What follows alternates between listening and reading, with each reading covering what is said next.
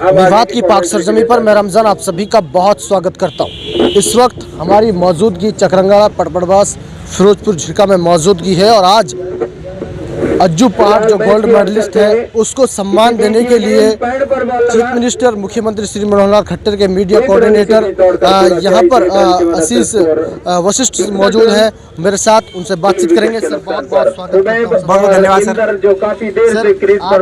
आज को और रंगाला में जो टूर्नामेंट चल रहा है उसको लेकर क्या कुछ कहना है सर? अभी शहीद करीम खान इस मेवात की शान है, हसन खान जैसे की शान है, जैसे करीम खान जी भी एक शान है हमारे लिए गर्व की बात है।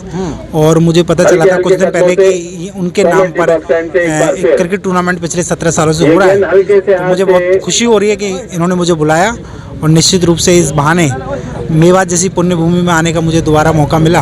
वैसे तो मैं आता रहता हूँ, लेकिन निश्चित रूप से एक नए मैं कहता हूँ एक शहीद के बारे में मुझे पता चला और मैं एक प्रयास करूँगा कि पूरे हरियाणा सरकार और आगे भी सबको ये पता चले कि एक शहीद राजा हसन खान तो हैं ही हैं, एक करीम खान है। और मैं तो एक निश्चित मान रहा हूँ कि ऐसा क्या कारण रहा है, मैं इसको राजनीतिक कारण मानूंगा कि ये जो धरती है ये पुण्य भूमि है, वीरों की भूमि है, शहीदों की भूमि है, लेकिन कहीं ना कहीं इसको उपेक्षा की दृष्टि से देखा गया है और तुष्टीकरण की राजनीति ने इसको पूरी तरह पिछड़ा कर दिया है।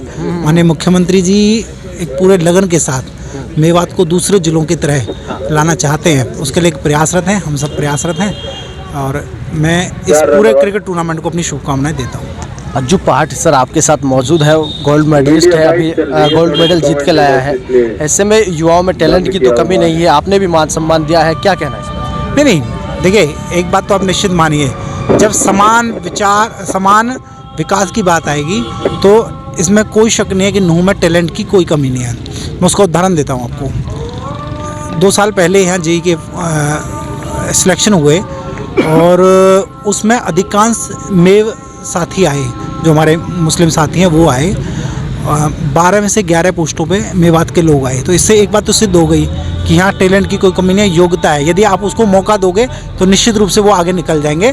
ऐसे हमारे ये साथी हैं, ऐसे हमारे क्रिकेट में भी कुछ साथी निकले हैं और मैं इनसे भी अपील करूंगा कि धीरे धीरे हरियाणा की तरफ आप आएँ। अभी आप ये राजस्थान की ओर से खेले हैं, हरियाणा की तरफ से खेलें। हरियाणा सरकार बहुत बड़ी मात्रा में पैसा और नौकरी तक दे रही है और मैं मेवात के युवाओं को भी आह्वान करता हूं कि वो निष्पक्ष भाव से, और हरियाणा सरकार बहुत बड़ी मात्रा में खेलों की तरफ बहुत पैसा बहा रही है, बहुत उनको प्रोत्साहित कर रही है। तो मेरा यहाँ के युवाओं से है कि वो खेलों की तरफ जाएं और नशे और इन सब से दूर होते हुए अपने मेवात का नाम पूरे हरियाणा में और पूरे देश भर में रोशन करें, इतना मेरा अपील है। सर आपके जो ये रोड जा रहा है नूह से नौगांव बॉर्डर तक, ये सिंगल रोड है सर। ऐसा कोई दिन नहीं बीतता जिस दिन इस रोड पे हादसा ना हो। सरकार कह रही है सर वाकई में विकास किए हैं, उसकी जनता तारीफ करती है, लेकिन इस रोड की बड़ी मांग है सर, इसके लिए क्या कहें? नहीं, इसमें अभी माननीय मुख्यमंत्री जी आए थे, उन्होंने बाकायदा ये अवगत करा दिया है कि इसका पूरा टेंडर छूट चुका है,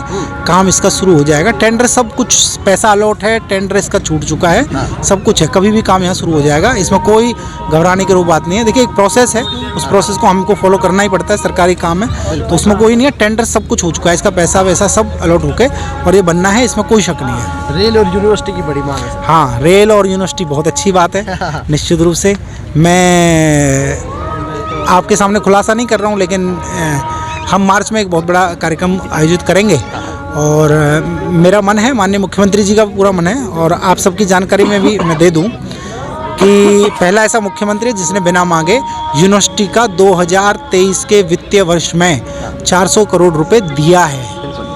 वो तो हमारी कमी है कि हम उसको नहीं ला पा रहे हैं और हमने प्रयास किया और मैं युवा साथियों से भी हम एक लगातार हम इस विषय में कर रहे हैं कि वो पैसा आए और हमारे यहाँ यूनिवर्सिटी का निर्माण हो। निश्चित रूप से माननीय मुख्यमंत्री मेवात में यूनिवर्सिटी देंगे। मेवात की सरजमी पर आए हैं, मेवात के लिए क्या मैसेज छोड़ चुका है? देखिए मैं तो एक बात मानता हूँ कि मेवात बहुत शहीदों की भूमि है, राजा हसन खां की भूमि है, 1857 के शहीदों की भूमि है और पुण्य भूमि है। ये मेरा दिल भी कहता है और ये मैं जितना पढ़ता हूँ उतना मुझे समझ में आता है। लेकिन कुछ लोगों ने इस जन्नत को बिगाड़ने का काम किया है, उसको बेनकाब इस जनता को करना पड़ेगा। और जो सही लोग हैं एक ईमानदार मुख्यमंत्री मेवात को सुधारने का और मेवात के पिछड़ेपन को दूर करने का पूरा प्रयास कर रहा है। मैं ये नहीं कह रहा हूँ, ये मेरी अल्फाज नहीं है, नीति आयोग की रिपोर्ट कहती है कि 48% के हिसाब से यहाँ शिक्षा का परिवर्तन हुआ है, यहाँ के स्वास्थ्य में परिवर्तन हुआ है, यहाँ कृषि और जल में हुआ है। ये नीति आयोग की रिपोर्ट कह रही है, ये मेरा वो नहीं है। तो जिस तरह से माननीय मुख्यमंत्री जी लग रहे हैं, मुझे लगता है कि आवाम को भी बात समझ जानी चाहिए कि उनका कहते हैं ना, यदि सुधारक कोई हो सकता है, कोई गांधी हो सकता है, कोई यहाँ का सही पैरोकार है, तो वो माननीय मुख्यमंत्री श्री मनोहर लाल जी हैं। चलिए, बहुत बहुत शुक्रिया सर अपने। धन्यवाद।